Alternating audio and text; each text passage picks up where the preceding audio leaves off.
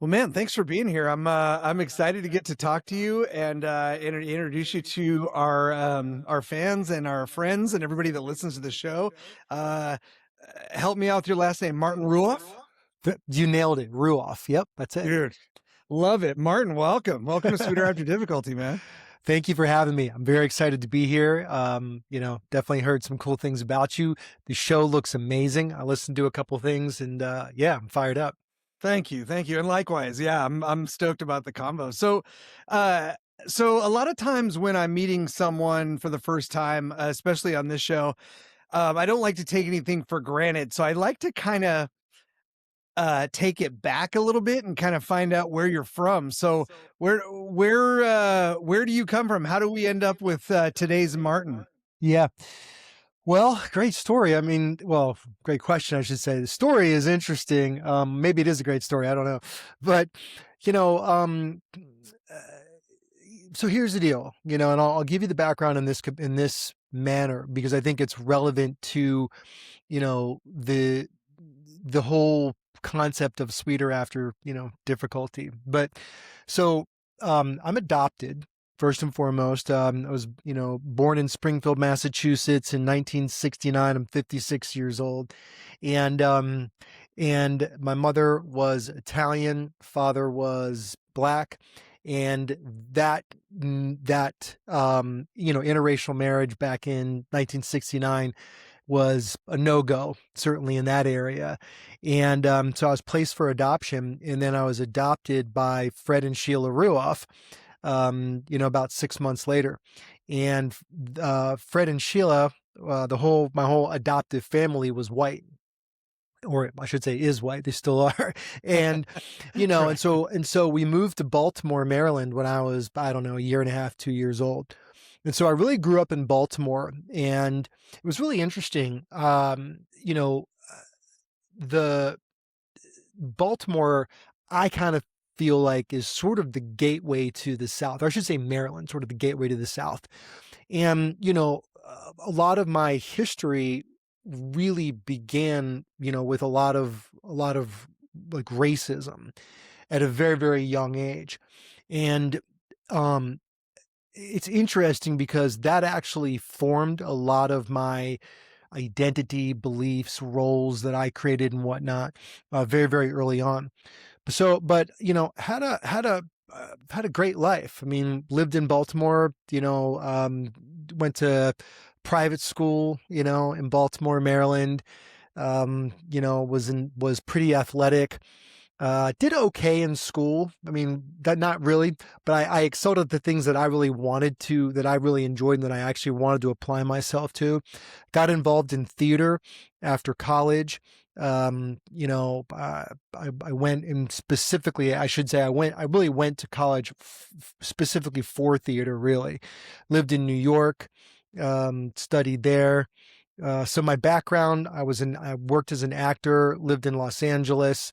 I've directed countless plays, acted in plays, commercials, you know, but acting in Hollywood really wasn't for me. I just really I just didn't have the constitution for it. And wound up getting involved in a business, where I was on stage training people on how to sell, basically sales. And it was a network marketing opportunity, and it profoundly changed my life.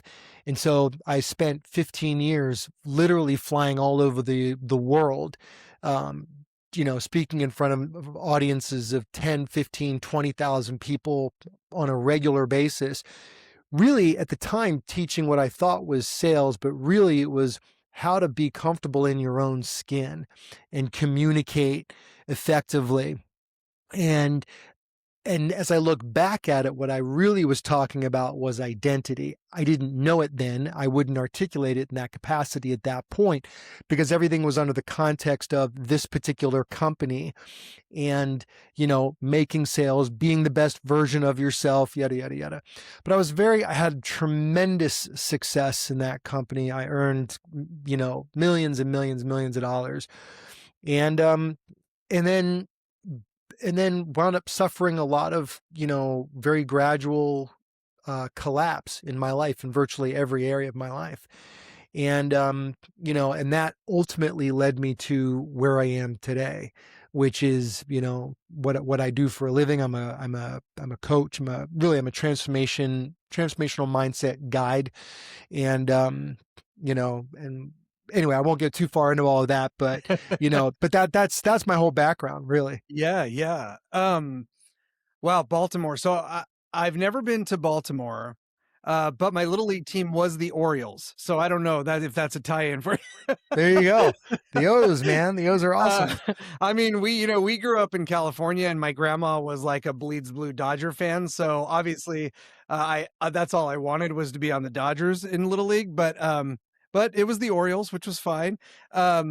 Also, the only other thing I really know about Baltimore is from the news, in recent history.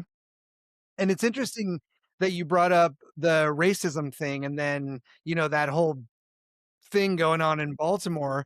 Um, so the adopted parents, you said you dealt with racism and that became kind of your identity. How did two white adoptive parents help you to deal with that kind of thing going on? Like, do they even like how would they even know how to relate to you on that stuff? They really look, they did their best, okay? But they really didn't understand what I was going through. Hell, I didn't understand what I was going through. I was a kid, right? Sure. Um, but I think it was very difficult for them because I mean, I know for a fact because we had spoken about it, in years past, that they didn't see it directly every day. Yeah. And I wasn't reporting it, right? Right. The times that they did experience it, they were very vocal about it, in terms of, trying to protect me and whatnot. But, they really didn't understand what to say to me and how to, how to ask me certain questions that I think would help me process and work through what I was dealing with. And I have a lot of compassion for them because I'm a parent now of a Sure. 6-year-old. And so I get it. Wait, Get wait, it. you don't have all the answers for your kid? But I have all but one. All but one. Yeah, I just can imagine how difficult that situation was, and how your heart must just bleed for this kid that you're trying to, you're trying to help them understand something they don't understand, and you don't really even understand yourself. Um, but you said that it kind of became your identity. Can you expand on that a little bit more? Yeah, absolutely. I mean, my whole basically, we adapt, right? As children, we learn to survive. Something happens, whether it's, something traumatic happens, and we adapt. We assume certain roles. We develop certain reflexes, what I would call internal agreements, in order to survive a situation. And for me, the racism was happening so much at a very young age, whether it was, obviously verbal, but physical abuse, and just things like just not being included in stuff. And, I didn't know what was going on. All I knew at a very young age of, 3, 4, 5, 6, 7 was that whatever this color was, whatever this was bad, was wrong. It got me in trouble, right? It got me hurt. And so I learned to be I was very malleable. I was kind of like a chameleon. I learned to, read a room before I walked into it, right? I picked up on people's tonality in a nanosecond. I could feel their energy and everything. So highly empathic. And it was all designed to keep me safe, to literally not get hit, to literally not be abused. And so that informed my identity because I was like, who do I need to be in order for you to like me? Who do I need to be to not be abandoned? Who do I Yeah. need to be to not get left behind? right? God, And man. so in the absence of just like, it's almost like I grew up not in my own body, right?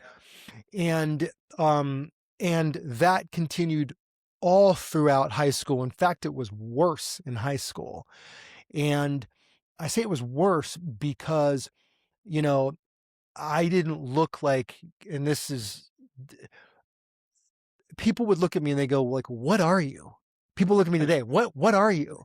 And I'm Sure. like, human being, right? But, I didn't look, Yeah. quote unquote, like, quote unquote black, right, to people. And so they just assumed I wasn't. And but some people would, some people wouldn't.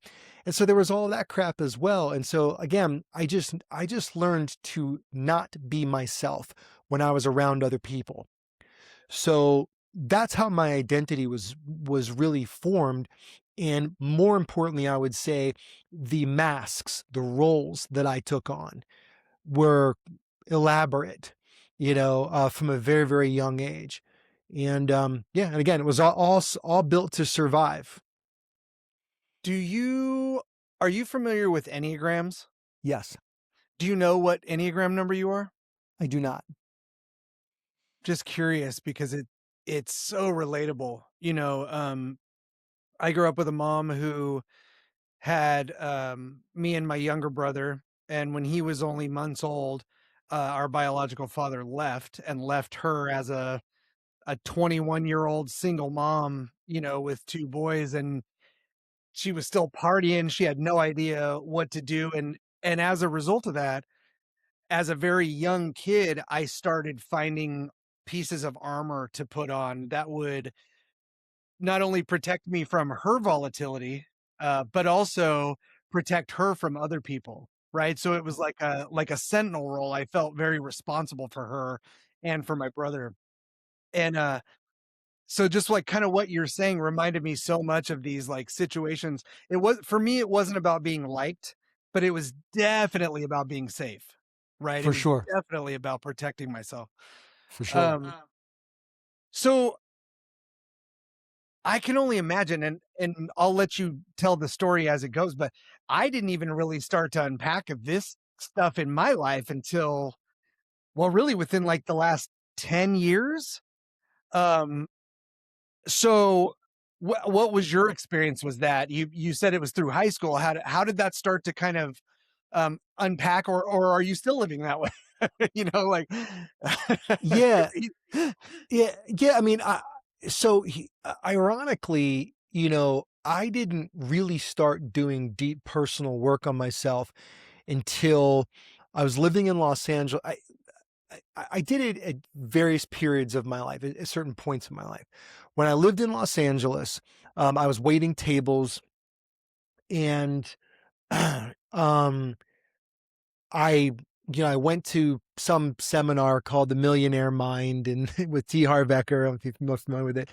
It actually really kind of kicked me onto the path of personal development, and into a deeper awareness of spirituality. And I did a few courses through him, and then I wound up getting involved, just with other programs like deep meditation, Buddhist meditation, and whatnot. And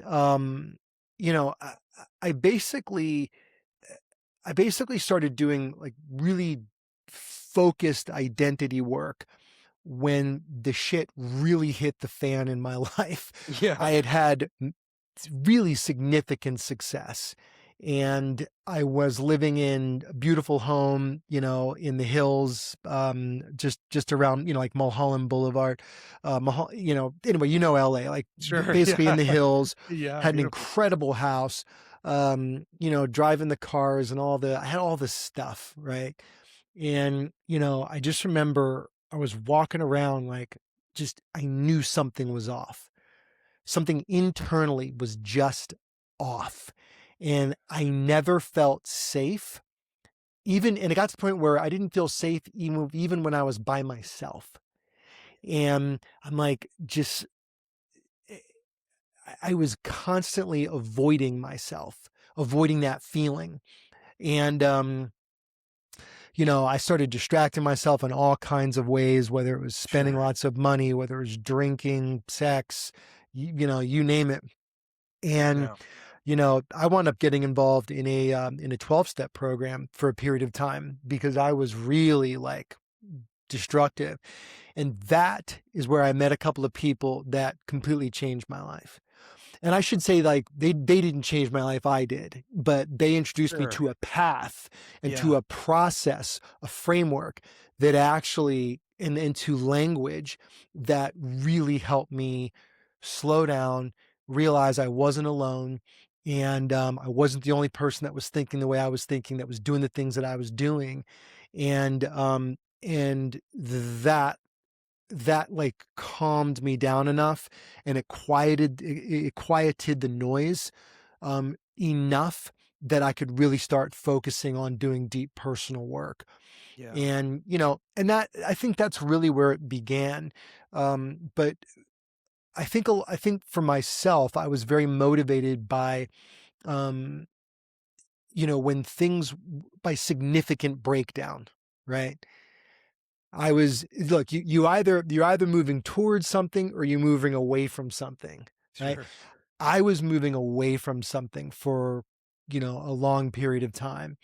And I just like, hey, whatever it takes, right?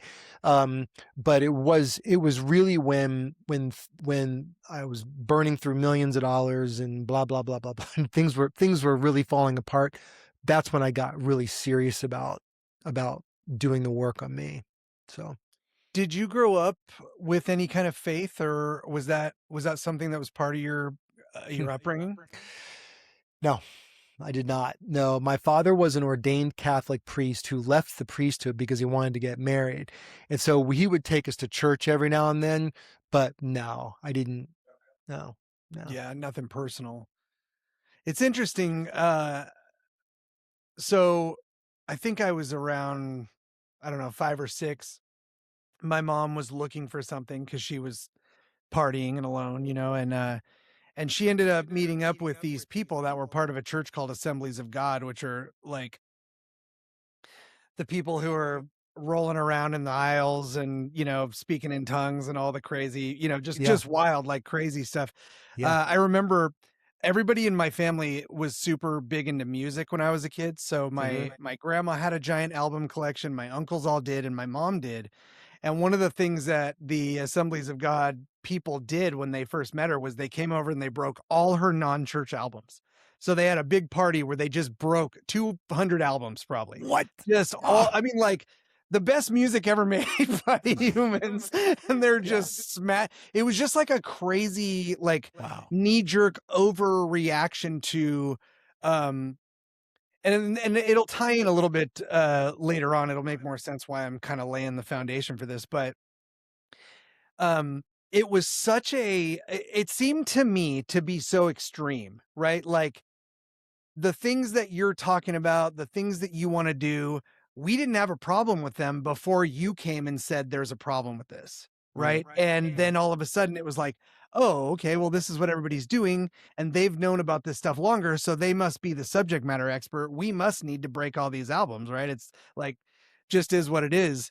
Um, but then there's so much so many different paths, right? And you talked about Buddhism and so I became intensely interested as a kid and studied as many religions as I could. I read the Quran, I read the Satanist Bible, I read the Jehovah's Witness version of the Bible, I read all the Mormon books, I read the Bible several times, the Christian Bible, you know, just as many things as I could find to go, is is breaking the records, is this the right way? Like, did they, Wow. is that real? Hmm. Um, and it's been quite a journey. Are are you still practicing? Do you still have those things involved in your life? Yeah, I mean, first of all, I mean, I absolutely believe in God. I believe in a higher power. I believe in the creator of all that is. Believe there's an energy, that runs all throughout the universe. And, I believe in God. Do I believe that, a figure named Jesus walked the earth? Yeah, I do. However, I don't subscribe to any one specific religion as like that's it and there's nothing else. I definitely, I appreciate Buddhism. I appreciate aspects, of the Quran, I kind of pull from what makes sense for me. And, you know, um, and I just know this, that one, there's no way any of us were just created, from a tadpole or whatever the hell, and Yeah. that's all there is to life. Yeah. There, I believe in metaphysics. I believe in multiple universes, multiple time space realities. I believe in all of that because why the hell not, right? And it just makes sense to me. Because how do So you know? Right? exactly, How do you know? exactly, and That I was just what I mean, honestly, man, that is really where I landed finally was I'm in a church and I mean, I went the full route. I played, when I found music as a teenager, it was in church. I played in a Christian band and traveled the country for like 12 years. Like I was really dedicated to all that, right? Um, but the one thing I noticed, well, I guess 2 things I noticed. Uh, every church that I went to, it was full of humans. yep, And sometimes it seemed like I was the only one who knew that about them. Like I played in probably 5 or 600 churches across the country, and in Mexico and Canada. Uh, they're all full of people. And the other thing I noticed is at some point, somebody told those people that whatever goes on in that building, that is the way, yes, right? yes, And it would probably be better for you if you didn't let other people try to tell you otherwise. And it would, in some cases, don't even be open to talking about it. Don't even be open to listening about it. Um, I just thought that a God who can create everything and me and the complication that is my brain, I'm not unique on this planet. I'm like everybody else, but everybody has their own thing. And so to me, it was like, how are you sure? How do you know that your set of rules is the only way that gets you to heaven and that set of rules that's slightly different than yours is completely wrong? yeah, Right? Like, yeah. And how do you know that your rules apply to me? That's the other right, thing too. It's like, right. okay, yeah. Yeah. Um, Hence why we have wars, right? I mean, and not just like these big geopolitical conflicts. Like, why do we have wars with ourselves? Why do we have wars with each Amen. other?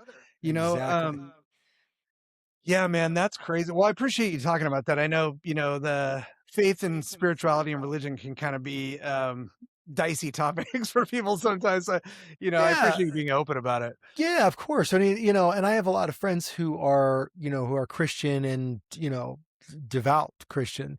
And, they hear this, they might not appreciate my point of view, but I actually think most of my good friends that are Christian actually do appreciate my point of view. Yeah. Um, but that's just it. It's not about religious tolerance. It's about religious, like being open, right? It's not tolerance because tolerance implies, there's closure, like you're not closure, but you're actually closed off, right? I don't tolerate the religion. I'm open to it. My whole jam is, look, as long as you're not hurting people, right? Just don't hurt people with your religion. Don't hurt people in the name of your religion. Don't hurt people because my religion is different than yours. My beliefs, my God is different than yours. That's not cool. That's not Yeah. right. Yeah. Like whatever allows you to lay down and fall asleep at night and hopefully sleep peacefully. Amen. Yeah. If your God is telling you to hurt me, you might want to talk to him. Yeah. You might want Right. to find out why. Right. Right. What's the deal? How come he Right. created us both in his image, but you're okay and I'm Yeah. not? Like, Yeah. what is Yeah. happening here? Yeah. Or her. Uh, Talk to her. Right. yeah, or whatever, right? Whatever. Yeah, that's wild. Okay.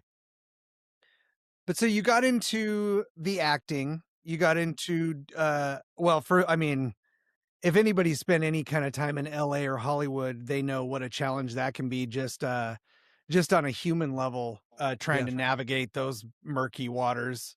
Right. I spent a lot of time down there in the band stuff it's wild, man. It's for when you described yourself um, as increasing your worldly wealth Mhm. while simultaneously moving away from the point, I think that's so big. Can we talk about that? I think that's Sure. so big, right? Sure. Um, Tell me a little bit about the mindset, if you can think back to, when you started first finding a certain level of success.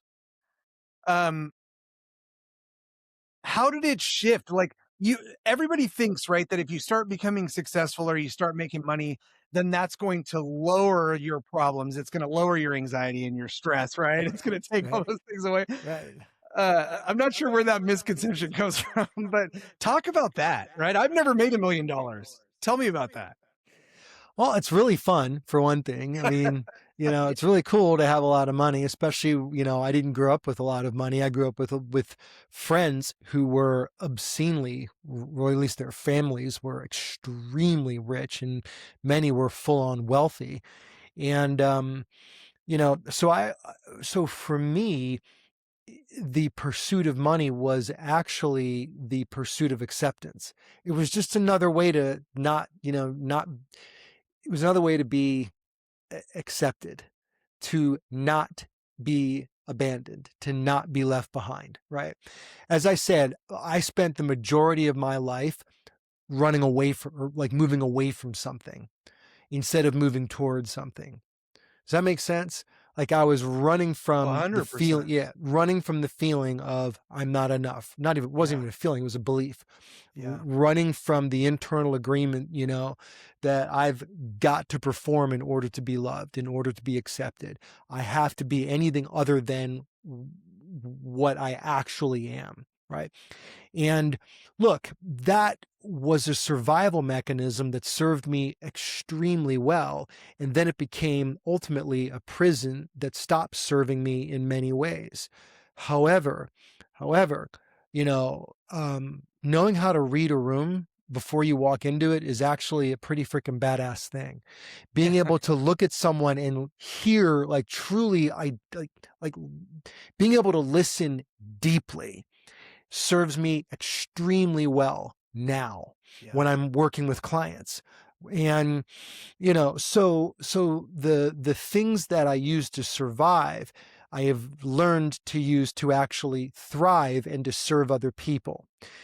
The interesting thing about making a lot of money was, I started making, when I was waiting tables, the most I think I ever made was like 48 grand in a year. And that was 20 some years ago. So that was pretty darn good. I started making, you know, I was making 100 grand plus a month. And I was like, this is outrageous. Like, oh my God, you know? So I was like buying everything. And, I just I wasn't particularly grounded or rooted in a real understanding of how money actually worked, and money as currency, right? Or currency meaning energy, right? Um, and so it just became, the pursuit of money just became another way to effectively avoid dealing with what was actually going on for me. So I'm here to tell you that, yeah, you can drive the best car, the best Mercedes, the best Ferrari, whatever. You can live in a beautiful home. You can have beautiful clothes and eat in the best restaurants and still be fucking terrified every minute of your life. It's a fact. I'm here to tell you, it's a fact. Money it doesn't solve all the problems. It solves some, but it doesn't solve internal issues.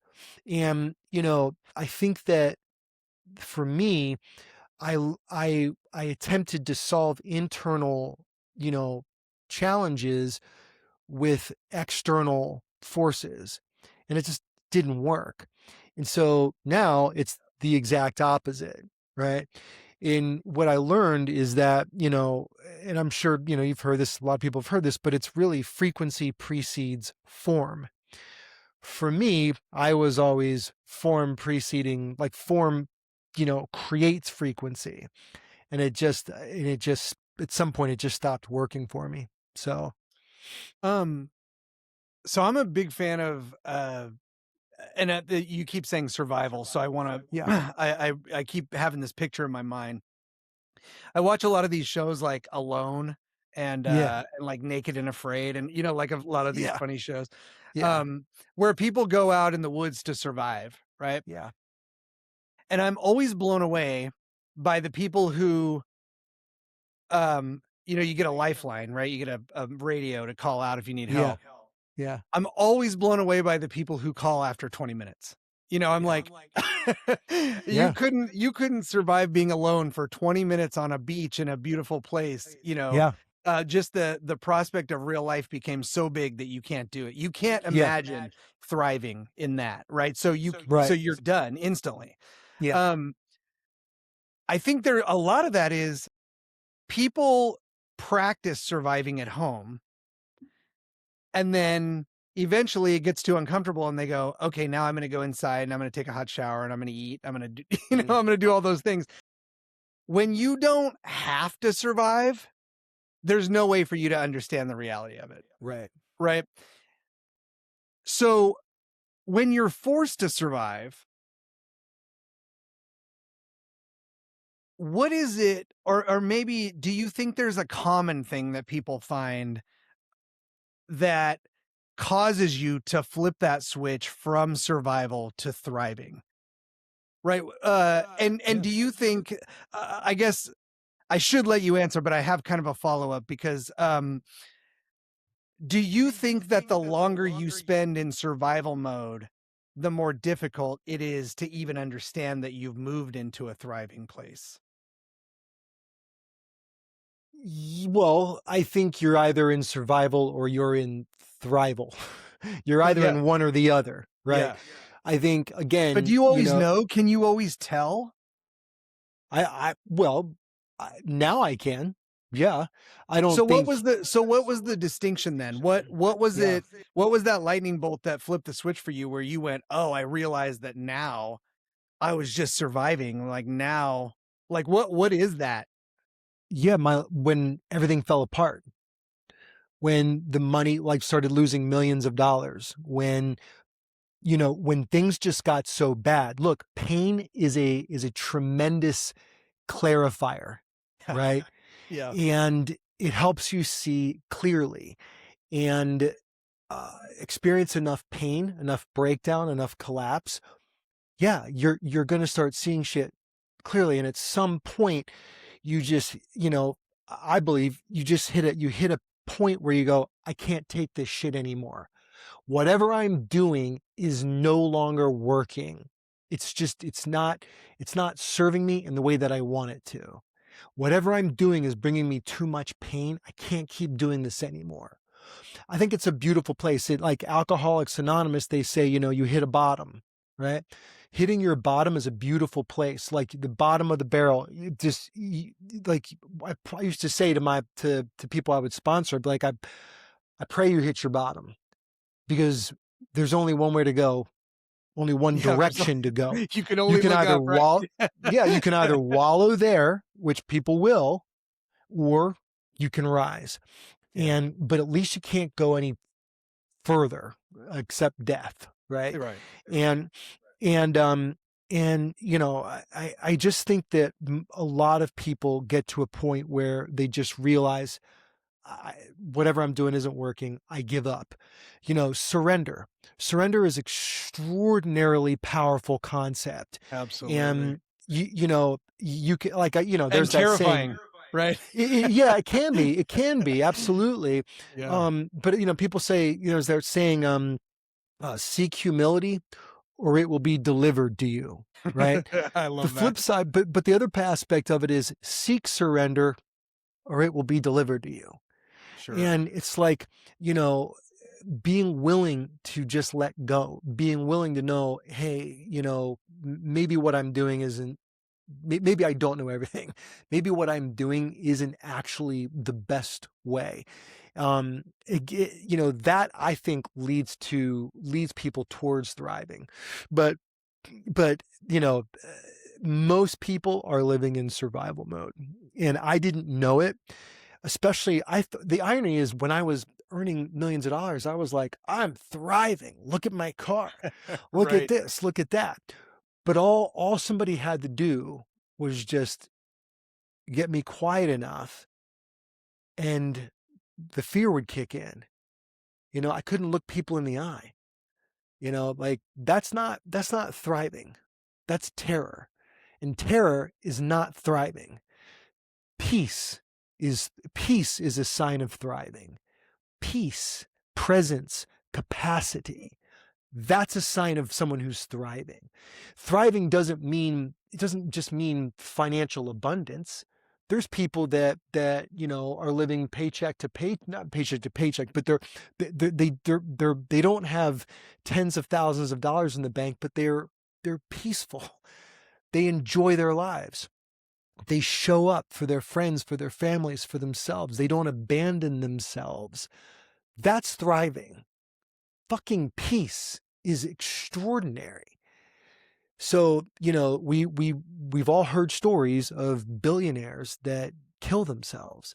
Right. Billionaires that wind up being, hurting children, hurting animals. How many uh, incredibly successful celebrities, athletes wind up doing really fucked up shit Yeah. to other people. Yeah. Yeah. They're not thriving. They're financially successful. Whoop-de-doo. They're not thriving. They're completely, not completely, but they're messed up, right? They're in survival mode, and they're taking it out on other people, and they're using other things outside themselves to just anesthetize. And it's a little scary facing yourself. But what's really scary is not facing yourself and having everything fall apart. Mm. So, Um, man. Well, amen, first of all. I was just like riding with that, like, yes. But it made me think back to the original thing we were talking about. And so I'd love, I don't think I've ever heard anybody talk about this. As you're flipping the switch from that survival to thriving, you had built a system, and you described it as masks and as mhm. personas and as things like that. So how much of a fight did that put up when you were trying to make that transition, right? From which part from? From well, so you're talking about in a certain way, you're talking about a death. You're talking about a Yeah, death to an idea, right? Or right. maybe a death to a whole suite of ideas. Mhm. Um, but you also had ideas from childhood. You had Yeah, ideas that you had to behave a certain way, or you had to be on, or you had to, yeah. you had all those ideas. So did you take advantage of that hitting bottom to really take stock of all of that stuff? Mm, so, yes and no. So, I've hit a bottom twice in my life.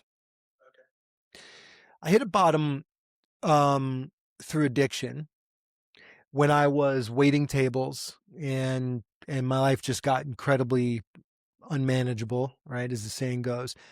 And that led me to what I would call like the first, here's what I would call it, what I would call the first ascent. Okay. And the first ascent really is about survival, building and achievement. Okay. And at that point, I was still operating under various roles, internal agreements, and reflexes. It was still very much about, being able to just stay safe. Again, survival is the first part of the first descent. Survival, achievement, and building, right? Then comes another collapse. Okay. I had succeeded, and then, and then came a collapse. It wasn't until that second collapse, when I had already had a lot of success, that's when I was really forced to look at myself and start really challenging this idea of who am I. And it was very, very difficult, because I had built up a whole persona around being very, very successful. I mean, there were people that earned a lot of money, and I'm talking about potentially like millions of dollars off of my story, right? Yeah. They say facts tell, but stories sell. My story was very compelling, and it was a true story. It was real, right? I went from waiting tables, making 48 grand a year, to making more than $48,000 a month in less than 18 months. Like, that's pretty freaking badass, right? Yeah. I went Yeah. from I went from, looking, like from waiting tables in a fine dining restaurant to literally eating in that restaurant, you know, like being a guest at that restaurant. And so I developed a whole persona, effectively a whole role, and internal agreements and all of that around that identity. And that identity, that died hard. Yeah. That did not, it didn't die. It just didn't want to go away. And more to the point, I didn't want to let it go. That's actually what it was. I didn't want to let it go, because my whole thing was, well, what are people going to think? You know, what people like, what are they going to think if I'm, I was the guy that had it all together, right? Is that do you think that's gotta be like a common thing, right? To be on your yacht and it's sinking and you're like, "Well, I'm still on a yacht," Yeah. or like whatever, right? I mean, that So has to be common. I would think that it is. And I mean, that's where the whole keeping up with the Joneses comes from, Sure, sure. right? I think that's very common. I also think what's common is the person is on the yacht and doesn't feel worthy of being on it. Or they're terrified that they're going to lose it. Or Yeah. they're just, it's the whole I'm a fraud, the Imposter syndrome. imposter syndrome. Oh Yeah, my God. yeah. That was me to a T. I was like complete imposter syndrome. And I think imposter syndrome also it's just a sign of it's misalignment. You're incongruent with who you believe you are with the way you show up in the world. Yeah. And, the idea is to be in alignment, is to be congruent internally and externally, right? I think, I talk about a lot in my work, I talk a lot about capacity. And I think capacity, on one level, it's your ability to hold life, right? And an ever expanding life.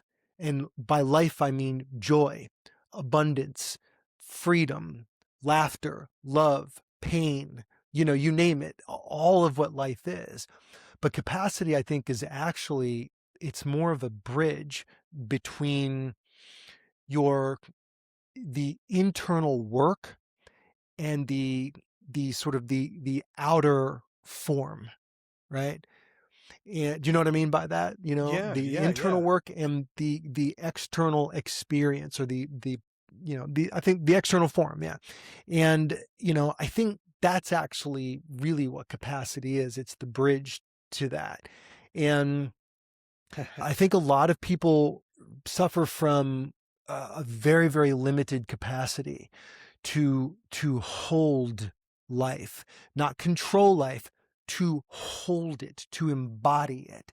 That's an And important distinction. I yeah, am glad you said that actually because yeah, man, I think of like when I was a kid, I had to learn how to project humility because I dealt with jealousy around even the adults that I was around, so I wanted to undersell my achievements, right? I didn't want to make anybody upset that I was good at something naturally.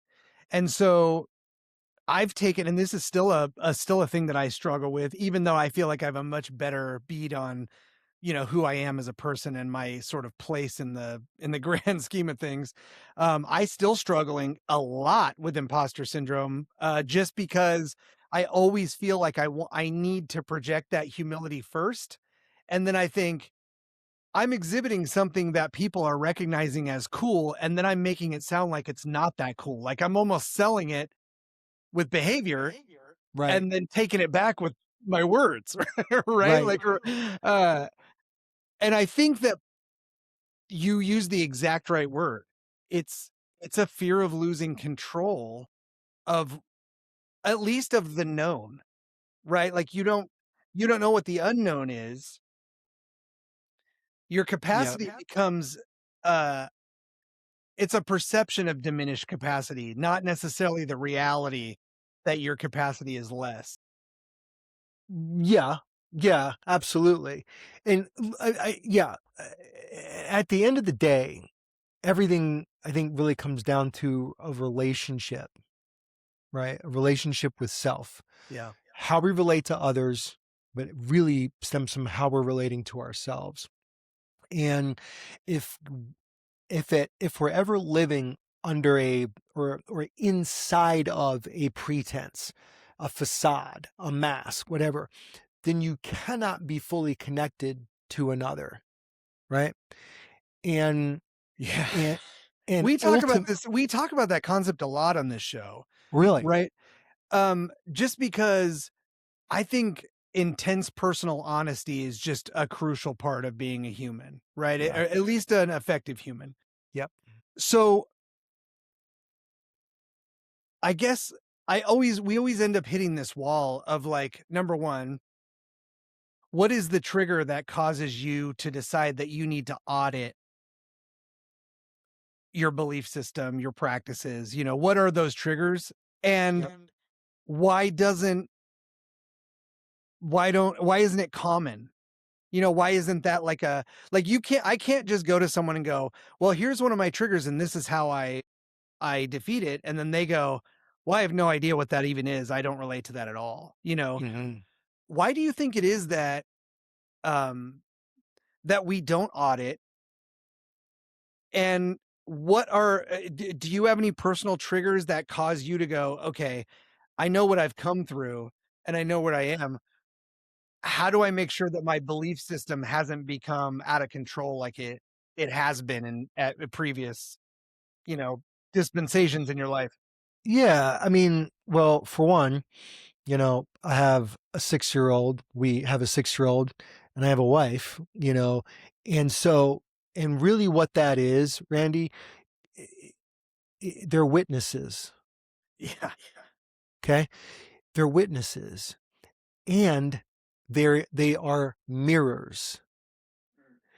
And I have an intention, a very deep intention, to show up and to be present and to have an ever expanding capacity to to to hold all that is my life and to be present and to create safety for our son. I didn't grow up fucking safe. Yeah, I didn't me feel it. either. I don't want Me him either. to I want him to feel safe. I want my wife to feel safe around me. I want my wife, not that I would hurt her, but that I can support her, whether that's financially, but really it's, do I have the presence to hold what she's, her emotions, all of it, her life, right? And because that because that's my deepest intention, they are the mirrors that reflect back to me how I am showing up. Yeah. And the key is I don't show up to perform, because that's a fucking facade. Right. It's not about performing so that, am I doing okay? Am I doing okay? Do you like me? Because that's just me. That's just the Your part of your me. wife's just That's, scratching your head. yeah, that's the version of Complaining. me. That's the version of me that's just trying not to get left. Instead, it's, no, here I am. And it may not always be pretty. It may not always feel good, but at least it's honest. At least it's true. It's truth. And truth recognizes truth. And truth respects truth. It honors truth. Doesn't mean it likes it, doesn't mean it feels good, but it certainly honors it. And, ultimately, if you have any kind of a barrier to who you have to be or who you think you have to be, then you cannot be fully connected to another person. You just can't. And so really it's about the relationship to yourself. And so where are you showing up, I think, is the question, or how are you showing up in order to be loved, in order to be accepted, in order to be admired, in order to stay safe, in order to not get hurt. The list goes on and on and on. And so if you're trying to be someone to achieve an outcome with that other person, then you don't really have an authentic relationship. And by achieve an outcome with that other person, I mean achieve an outcome that actually is more self-serving, right? About being safe, being liked, being loved. Then you don't really have an authentic relationship, and effectively you're in a relationship with your own idea of yourself. And that's the thing that that story of my fucking life, and so I think it's extremely important to recognize that other people in our lives are, one, witnesses, and two, mirrors. And if we're willing to be honest with ourselves and to continually let go of what really isn't true, because I think deep down we all know when we're full of shit. I Yeah, think deep down we know, we do. right? I Right. agree. Because if we can see it in other people, then that implies we can certainly see it in ourselves. And, you know, I think ultimately that's it, is just, you have to have the desire to be true and truthful. And if that's the case, then you show up that way, and hopefully, you meet the people in your life that, again, can witness and have the capacity to witness and have the capacity to mirror back without feeding a bunch of their shit either, Yeah, but that's the dynamic of relationships that make relationships so tricky. And that I think when you can find the person that is willing to work on themselves, um, as much as you are, and potentially even more, right? It's a really beautiful thing. And, absolutely. I believe I found those people, in my wife and in our son. And I don't treat our son like he's a mirror. I don't tell him that way, speak to him that way, but that's Right. certainly what he is for me. Yeah.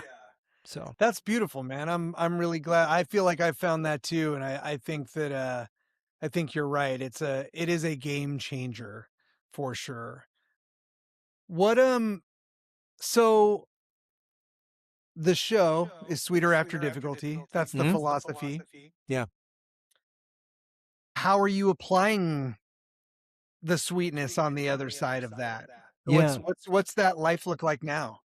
Yeah. I mean, it's pretty amazing. I gotta tell you. I went from being extremely depressed, losing, and I technically didn't lose it, right?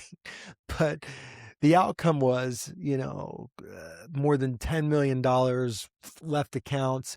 The opportunity cost was, honest to God, probably about 30 million. It sent me into an incredibly deep depression, disconnection, all of that. And I'll say it this way: by the grace of God, I was able to move through that, and with the help and support of people very, very close to me, and my own deep desire to come out the other side. You know, I developed a framework that has become, you know, my sort of my coaching philosophy, my philosophy in working with other people and guiding other people through collapse. And really where it has led now is I work with a lot of women. It's very interesting, but I'm really starting to work with more men, and I'm starting to focus on working with men who have, I really just like help men stop abandoning themselves so they become who they already know themselves to be, right? Yeah. Like it's like I want to say be the truth of who they really are. That sounds a little woo woo, but but but I'm but here for that's it, man. I but I love that idea. yeah, but that's really it. And I honest to God, like I know the abandonment that comes, that language and that comes from my own personal experience of being placed for adoption. But for 50, no joke, for 50 years of my life, I believed I was abandoned. I believed like literally that was the energy that I like that was driving my whole story and Same. how I showed up in the world. And the Yeah. reality was I wasn't abandoned. For God's sakes, I was literally selected to live a better life. I was selected by my birth mother to be, to be placed into the world for adoption for the hope of a better life. And by God, I got one. And then I was Yeah. selected a second time by Fred and Sheila Ruof, who, you know, gave me a really great life. Yeah. Helped give me a really great life. Was it perfect? No. Duh. There is no life that is perfect. But the beauty is that through all of that, through everything and all the challenges and all the difficulties and all the racism and blah blah blah blah blah, all that stuff has it is it has increased my capacity to hear other people, to help other people. And so the sweeter after difficulty, you know, uh, thank God for the difficulty. I'm so grateful for literally all of it. Yeah. The near collapse of our marriage, the the the difficulty that I had connecting to our son for a period of time because I was so depressed and angry. I'm as painful as that is, I'm so grateful for it because having gone through it, I now am able to help others through it as well. And you know, money is great. Money is important. Currency, yeah, it's incredibly powerful. It's an instrument, but it isn't everything. And what I recognize now, though, is that everything really, it's from the inside out. And so, I said it earlier, it's frequency before form. And some people have a hard time with that word frequency, but it's energy. Energy, the caliber, the quality of your energy precedes the form that manifests, that materializes in your life. And I'm all about helping people, through that, um, and really helping people be grateful for the difficulties that they've experienced, because they're there to help you. Those difficulties are there to help refine the truth of who you really are. And that's all the world really, really needs.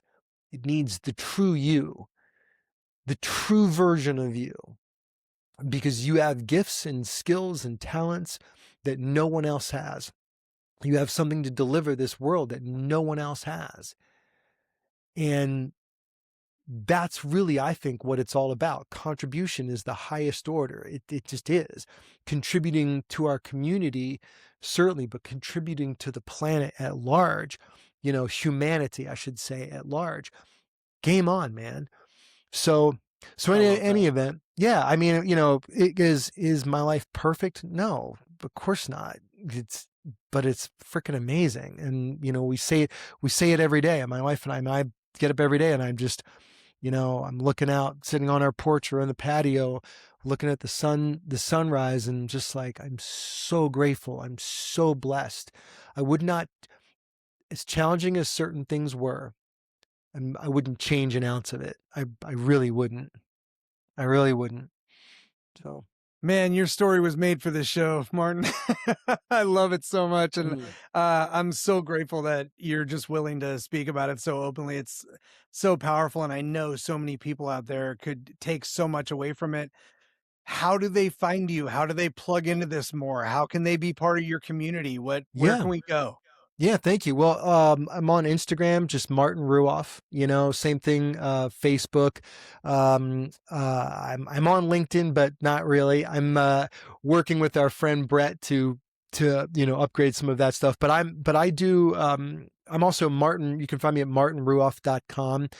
I do one-on-one coaching. I've launched a group course, but I'm also just now launching a membership that really is designed for men, and it's called the Second Ascent.